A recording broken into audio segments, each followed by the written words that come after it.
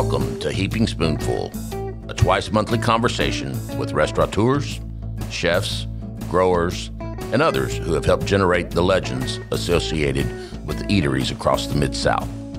The team at Benny Keith is proud to sponsor this adventure with the goal of preserving the stories that have helped cultivate an amazing food scene across the Mid-South. So kick back and enjoy a Heaping Spoonful.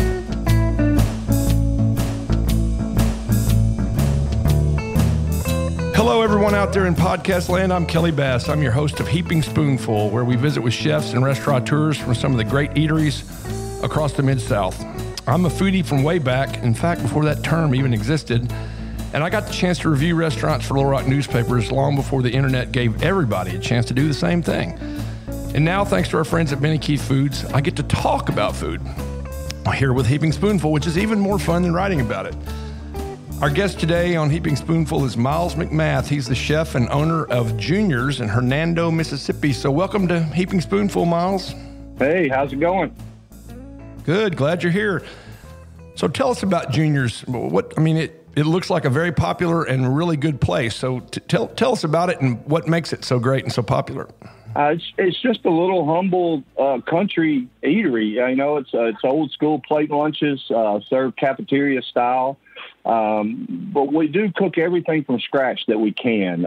We bread everything in house. Our gravies are scratched. And just a lot of what makes, the food is great. We have a great demographics with people in Hernando, and we're right off the courthouse square. But the people that work here, we just have some unbelievable employees, and most are disadvantaged youth or men that's been through some kind of spiritual boot camp for drug addiction, and from John 3:16. Actually, I've hired several guys from over there in Arkansas, and then we have another program here that is the Warrior House, not far from here. And so we hooked up and started donating food left over in the afternoon, and I've always had a passion for helping the guys, mostly disadvantaged youth, and so I built a relationship with them and started getting employees. And I just have some of the best employees, and I have, long term. I've had one guy 3 years, another 2.5, and we've been here 4 years. So that's a combination of people and food. It really is.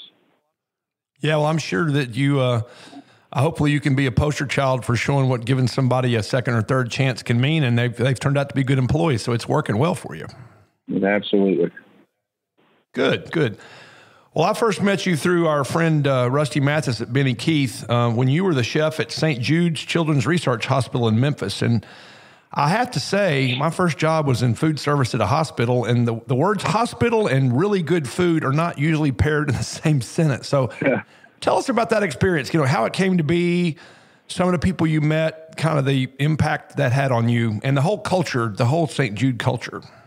Yeah, it was the most amazing thing I've ever done. I spent almost 10 years there, and in my thoughts, I'd been a chef since I started out in cooking, and most of the people you hire in hospitals are more dietary oriented, but they wanted a chef. They were doing a big renovation there with kids and cooking, and a lot of interaction with kids, but what got me really thinking about is like, man, why does it have to be hospital food? Just because you have a bad leg doesn't mean you need to eat bad food. You're not on a diet. You're not on any stuff. And most of the kids there, they have compromised immune system. So, it's more of isolation trays and things like that, but they can eat real food. And so that was the approach. And then we partnered with Benny Keith, which was amazing because, at first they were like, well, Benny Keith don't really have hospitals. And we're like, well, we're not really doing hospital food though. You can control certain dietary restrictions and things like that. It was a tough thing to get the relationship. And I hear the relationship's still great with St. Jude, and it's unbelievable, but we had to have real food. We would have kids from all over the world that may want black chickens or even want frog legs and things like that. And when you start getting on programs with hospitals, and you're restricted to frozen chicken breast and green beans and things like that. So that really helped us, change the dynamics there, and it's still going there. And I know people that are there, and they're still serving real food, and it's amazing. So that sounds great. And it's, St. Jude, I know is, it's world renowned, and I actually give money every year to somebody who runs in the half marathon in Memphis to raise money for St. Jude. But it's not a huge, I mean, in terms of number of beds, it's not a huge hospital, but you ran a lot of meals through that place. I mean, wasn't it a big operation? Yeah, very big. That was, 70, I think we were licensed at the time. I'm not sure now. It's been 5 years. But we were licensed for 76 beds.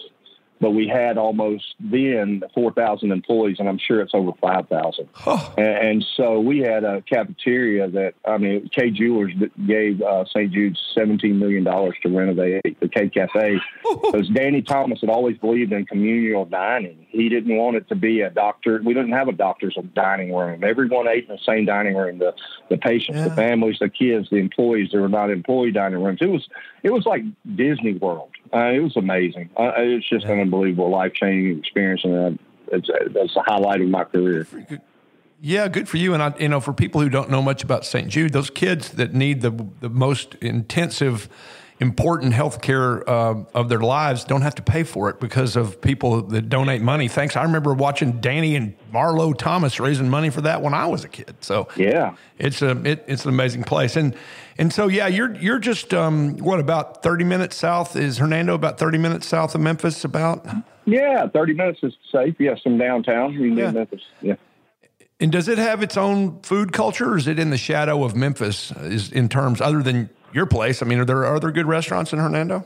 I mean, there's a huge culinary scene here, but it's not in restaurants, and it's in people's barns, sheds, homes, farms. Oh, wow. Some of the most amazing people that are just doing things from making hot sauce to making, fermenting cabbage and just all these cool things, charcuterie, butchering hogs, processing beef and things like that. But, it's the culinary scene here is, I don't think it's not because it's driven by demand. And so a lot of people here that are middle-aged folks that are working all the time, their kids are playing soccer, all the crap, and they want. So I think it's more of a demand for chain kind of places. Sure, right, drive. But then still, there's some great restaurants. But yeah, yeah, cool. So before you went to St. Jude, you owned 3 restaurants in North Mississippi, right? And I saw, again, thanks to the internet for research, Timbo's, Boiling Point, and Junior's. At least 2 of which are somewhat named for you, right? I guess I know your first name's Tim or Timmy, and so I figured Timbo's got to be you too. Yeah, Miles is my first name, and Timothy is my middle name. And so Timbo's was the first restaurant I opened in 2001, and it was because of my childhood spending in New Orleans and Louisiana, and the French spelling of it's Timbo's. And a lot of people have always called me Timbo. The Boiling Point was, I was with a corporation there. It was actually my concept that a friend of mine had a place in Ruston, Louisiana. He ended up going in the crawfish business and said, man, you should open this place. And so I took his sign and opened up a place in South Haven. And then Junior's is actually a place that I owned myself the first time. I opened it up, and it's named after my grandfather. And it's like the childhood memories, taste memories as a kid, buttermilk and cornbread and peas and hot chow and things like that. Yeah. So, and that's Junior's. Cool. Yeah. What kind of did Timbo's have a New Orleans style cuisine to it? Yeah, a lot like more Creole. New Orleans Creole. It was a steakhouse, but we did a lot of oysters Rockefeller, oysters Bienville, and bread pudding. And we did escargot some. Rack of lamb. It's just a kind of a neighborhood steakhouse, but with Louisiana or New Orleans influences. So I see. And what was, you said it was your concept. What was Boiling Point? Boiling Point was a high volume, I think about 300 seat oyster bar seafood. So the Boiling Point, mainly boiled crawfish. Sure. During season, shrimp boiled corn, potato sausage, things like that. Yeah. Yeah. Are those restaurants? I know that. So some point right after Katrina, you sold all 3 of those restaurants. Is that correct?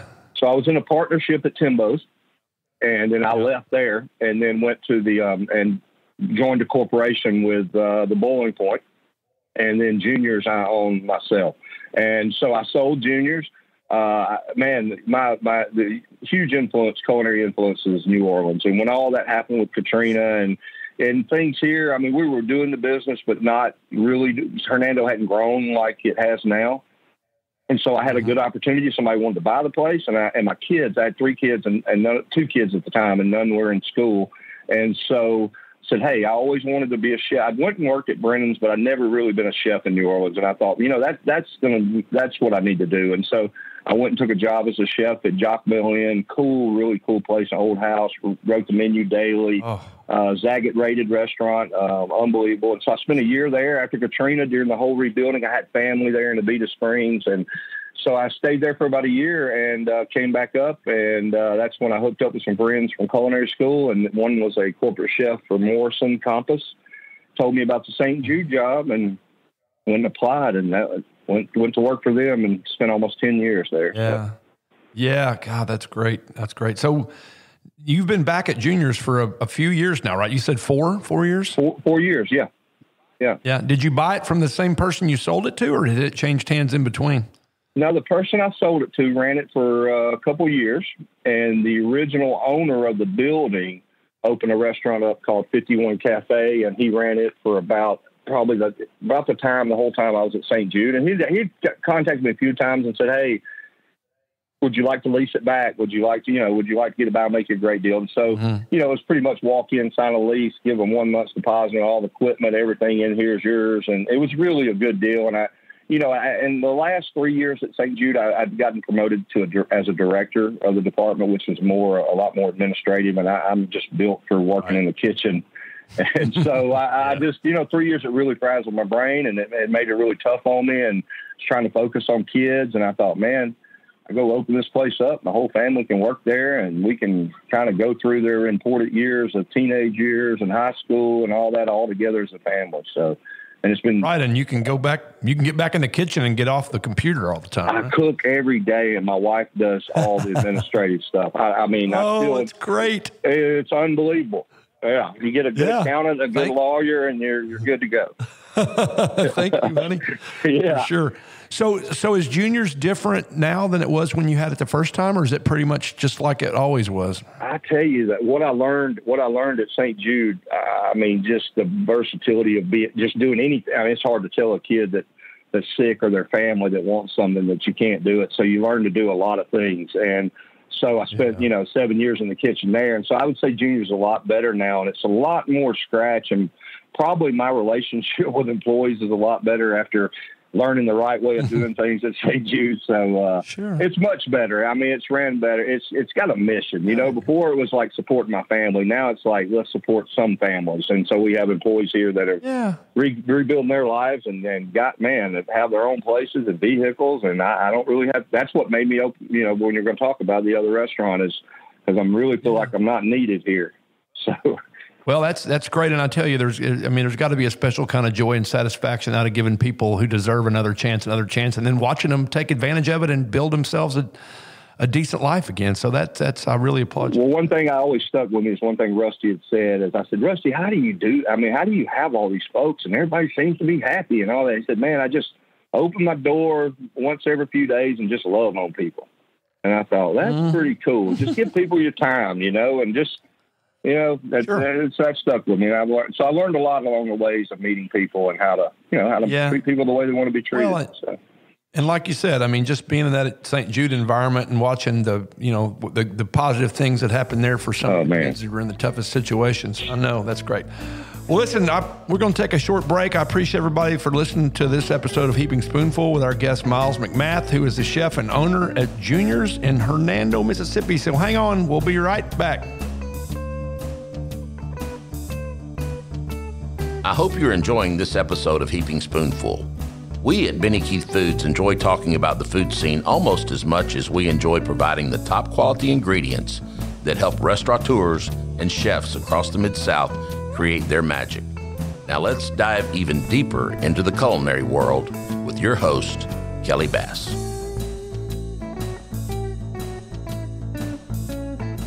Welcome back to the Heaping Spoonful. I'm Kelly Bass. I'm visiting today with Miles McMath at Junior's, a very popular restaurant in Hernando, Mississippi, which is on I-55, just a little bit, about 30 minutes south of Memphis. So, Miles, again, I don't know if I could do this job without the internet, which, as I said earlier today, it's sometimes a blessing, sometimes a curse in this time in which we live. But I found a 2012 article from the Memphis Flyer, which I remember I went to college in Memphis and used to read the Flyer.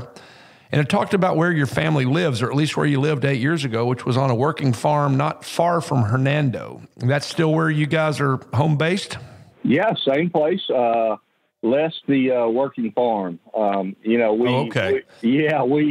We raised chickens, pigs. My father-in-law has cows, and we butchered some of his cows. And I guess I wanted to give that experience to my kids of how I was raised, from canning to preserves to things like that. And so we went through kind of a holistic approach. I read a book, Animal Vegetable Miracle, about how you eat what's in season. And we kind of went on a 4 or 5 year run on that. And then we still do a little bit, but we found more people around us that do it and probably do it better than we do on some of the raising animals and things. So and two, things change. Your kids are home, they're small, it's fun to get eggs, it's fun to take, but then they start doing things with school, they start that, and it leaves my wife. But it was great life experiences, and we still live in the same place, just no pigs, chickens, none of that stuff in the backyard. Well, that's a full-time job unto itself. Full-time, man. Yeah.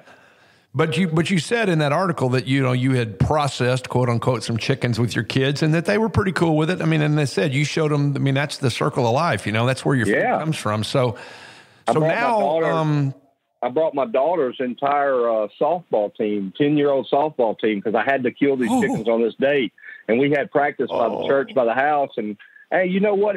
Not every kid participated, but they were cool with it because we had the conversation about, hey, this is how this chicken was intended to raise, and we raised them 12 weeks on pasture and beautiful red birds. It was unbelievable. But yeah, people get it if you have that conversation with them. It's just, we started having pets. Once you start having pets, that we didn't have pets at the time. None, zero, because we didn't name the animals either unless it was like bacon or sausage.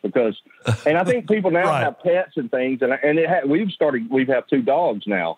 And I think it would be very difficult with our kids to say, hey, we're going to go up and we're baby feeding a calf right now that his mom passed, and we have to baby feed it. But there's not even an option of us eating that animal now. It's probably because we have pets. I understand.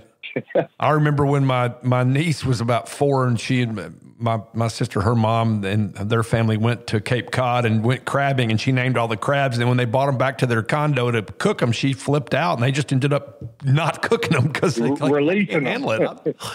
Exactly, they did. So you have received one of the ultimate honors that a chef can receive, which is the chance to cook at the James Beard House. And I read that you were the first quote unquote hospital chef to get that chance. How did they come to know about you? How did you know about them? I mean, obviously everybody knows about them. And what was that experience like? I guess you took a team and went up there from Memphis and did it. Yeah, man. And that's still the opportunities that St. Jude gave me. I don't know that I would have ever dug in hard enough to accomplish that on my own. But, I had met Felicia Willett in Memphis, and we started doing things with St. Jude. I used to have this huge chef cookie decorating thing where we'd build a gingerbread house that you could actually sit in and eat, had a table for 2, and it was amazing. And I would invite all these chefs from Memphis to come. And, if you get a chance, Google it and check it out. It's really cool. And so I'd invite all the chefs to Memphis, and we would just bring all these kids through the hospital that would pair up with the chefs and decorate something to stick on the house. Well, so I connected with Andy and Michael, Kelly English, Patrick Riley, and all those guys, and we've become friends and work together. And Felicia put it together and said, hey, we should go to, let's go to James Beard House. I'll get it set up, and we'll do a Made in Memphis. And it was about 6 or 8 chefs from Memphis, and we went up and all did a course. And I haven't been back. I want to go back, but things have changed, and juniors just took all my time the last 3 years. But now with things, travel is a little different now. So but it is. I want to go back, but at least I've been, and it was such an honor, unbelievable. Good for you. And the mayor of Memphis came, and I can go back.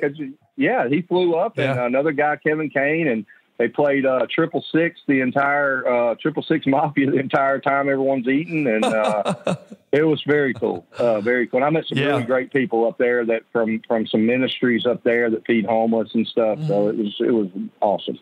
Well, you mentioned Felicia Suzanne's. That's a restaurant I haven't eaten that I've got to go to because I've heard great things about it. And she's an amazing person too.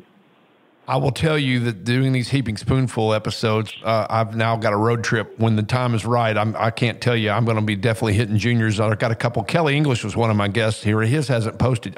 Maybe it's just about to post. And sound like he's doing some cool stuff right off Overton Square, which is I went to college at Rhodes, so I'm very familiar. Overton cool Square stuff. Was where it was at.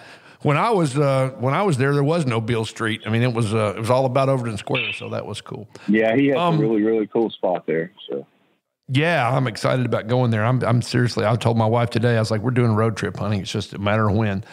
So we're recording this episode of Heaping Spoonful in early August of 2020. Hopefully people are listening to this years and years to come all around the world. But by now, all of us have thought and hoped that this COVID-19 pandemic would be fading into our rearview mirror, but it's not so much. So it looks like, I guess, based on the nature of the restaurant at Junior's, that you're just doing everything through drive-through. Is that how it's working now?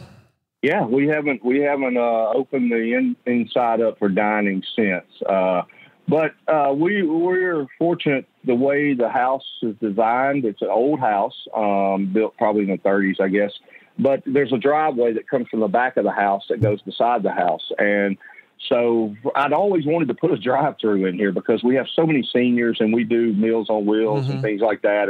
And so a lot of seniors don't want to get out and walk and come in the building. So I'd always said I wanted to drive through. And so when this happened, I was like, man, there's no way we can do a cafeteria-style restaurant with the requirements of COVID. And, you know, we got drink dispensers. Everybody's, we're drinking out of the same jug. It's crazy. But so I had a friend of mine put a door in, and we have a door on the side of the house now. So you just walk up. I have a huge menu out there. You pull up, tell them what you're going to have. They run in, process the order. Because it's cafeteria food. You know, we're only cooking 6 or 8 batches of pork chops and whatever. And right. Yeah. So dish it up pretty quick and get it out there. Right? Thank God we have been able to do the same numbers that we were doing pre-COVID. We had to change some things. Yeah, it's amazing. And I was able to bring all my employees back. So I have every employee here that we had from beginning, which is a total of 6, I believe, 7, and not counting my family. But it's I've tried. You can find a silver lining. You know, it's so many things, and it's the people here has been blessed. I mean, it's just so many good things that's happened. I can't complain. It's been a tough year, but I'm doing better than what I hear of most people. So. Well, when you think about it, you know, if your only option is going to be drive-through, I mean, they can go fast food or they can come by Junior's and get home cooking that's from scratch, and you know that's a fabulous thing to get out the door of a restaurant. So that's absolutely fabulous. And I've talked to some folks. It's been extremely varied. There was a really cool catfish chain here, and they were doing like 85% of their business, which is it's like you're running more like 100, which is even better. So that's fabulous. Again, I got on the Junior's Facebook page this morning, and this is a Monday, and I looked at your specials today. You got fried chicken with gravy, meatloaf, spaghetti with meat sauce, and hamburger steaks with onions and gravy, and 12 sides, including my favorite vegetable ever, a side of spaghetti. So it sounds so good. Plus, you got fried cornbread. I got to ask about that. Hush puppies, yeast rolls, banana pudding, strawberry cobbler. Damn, son, you're making me drool into my microphone. Is that just kind of a typical day, a typical lunch at Junior's? All that stuff? Yeah, it changes. We have a lot of the same vegetables, usually 12 to 15 sides, but then 4 to 5 entrees every day.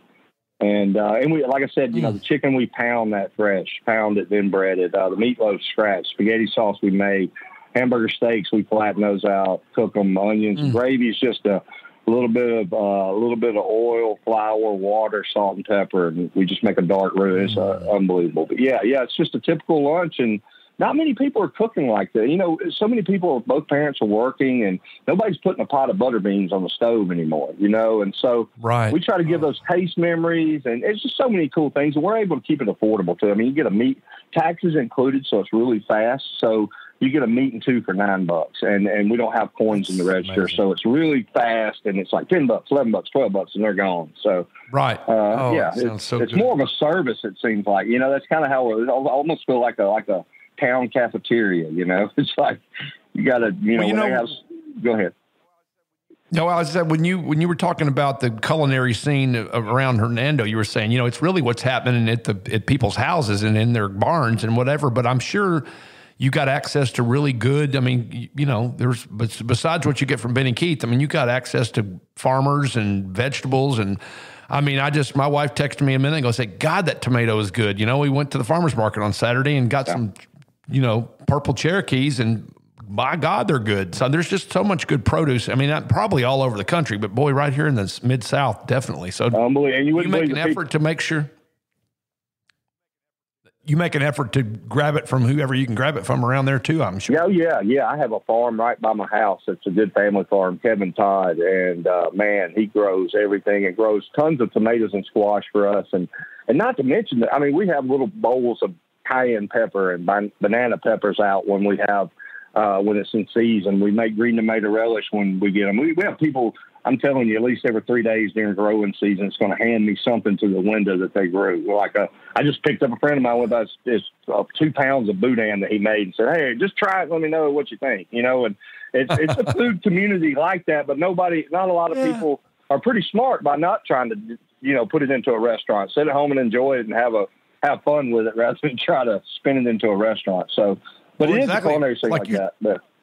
Yeah, as you were saying, let's let somebody else grow the pigs and the chickens, and I'll take care of them from there. But that sounds cool. And once you get known as a chef and known as a restaurateur, people want to share their bounty with you, and that's super. So it's awesome. And now I hear, of course, again, you used to have 3 restaurants. You sold them, went to New Orleans, and lived out your dream to be a chef in New Orleans. Came back at St. Jude. Now you're back at Junior's, but you've got a new place in the works called The Parish, right? Tell us about that and when you expect it. I mean, again, all things, if they were normal, when you think it might open, and what kind of food you're going to serve? Yeah. So the Parish is, again, the childhood memories of in St. Bernard Parish, which you referred to as the Parish or the Parish. And so I grew up, spent a lot of time there as a kid in Araby, Chalmette, around those areas. And so it's kind of, like the county of the big city. There's a lot of good food there, but it's not the Commander's Palace, the Brennan's, the Galatoire's. It's right. The little place you pull up that still has char-grilled oysters on the half shell, really good fried seafood, really good grilled, broiled seafood. But family, a lot of, just a neighborhood kind of place, because we're not in the big city. So Sure. It's like the parish to New Orleans. If you stopped in a restaurant in St. Bernard Parish or probably any other parish in Louisiana, you get to try some amazing food that's comparable to what you do get in the big city. So yeah, and go ahead. So you're opening that up here, and it's going to have that kind of menu. Yeah, we just built a huge oyster bar. A good friend of mine, Dale Wells, I've been friends with him forever. He's built a lot of stuff in Memphis. He did Felicia Suzanne's, did Stella, did Lafayette's Music Room, a lot of cool places. We've been friends and designed a lot of places. I did Pearl's Oyster House downtown with him, and so it's a similar place to the parish. Yeah. So I did the menu, the concept. It was an old tattoo parlor, and Dale and I did that. I never went to work for him, but and so it's a similar concept to that. And Dale's come in and built me this huge oyster bar out of Cypress, and it's just going to be cool. And I hope to have it open, mid-September, I'm hoping. And it's kind of cool because Hernando, if you open a restaurant in Hernando, you don't have to worry about everybody trying. And it'll be the busiest place ever, but it's like, can you handle it? A lot of people don't, we don't have the corporate support of corporate restaurants and things like that. So I'm going to open it slow, and I can stay consistent with COVID requirements of distant seating and all those things, and, slowly go into it. I've got a good landlord that's been really, really helpful with me on the lease. And so everybody understands what we're going through. And if I can just pay my bills and, keep going and hire a few people, we'll do great and grow it into something really good, I hope. Man, that sounds fabulous. You're talking about New Orleans. The best po' boy I ever had at New Orleans is in basically a convenience store called the Verdi Mart over here. Oh, yeah, I've had them. Yeah. Unbelievable. And it's cash only, and we stood in line for 30 minutes, and the poor guy in front of me didn't have any cash, so I bought a sandwich for him because I felt so bad. Yeah. Oh, that sounds great. Golly, I've got one more road trip, and I'm telling you what, I am coming to see you, my friend, and I may wait till you get the parish open, then I'll eat at Junior's and the parish and find some cool place to hang out. Yeah, I appreciate it. Well, thanks, Miles. I really continued good luck in all you do at Juniors and with the parish when you get it opened up. I appreciate everybody listening to this episode of Heaping Spoonful. We put them up the first and third Tuesday of each month. So check out the ones you've missed and keep an eye out for the new ones. Have a great day. Goodbye, everybody. We hope you enjoyed this episode of Heaping Spoonful. On behalf of all of us at Benny Keith Foods, Mid-South Division, please know how much we love connecting you with the legends of the culinary scene and their unique stories. I look forward to the next time we can offer you another Heaping Spoonful.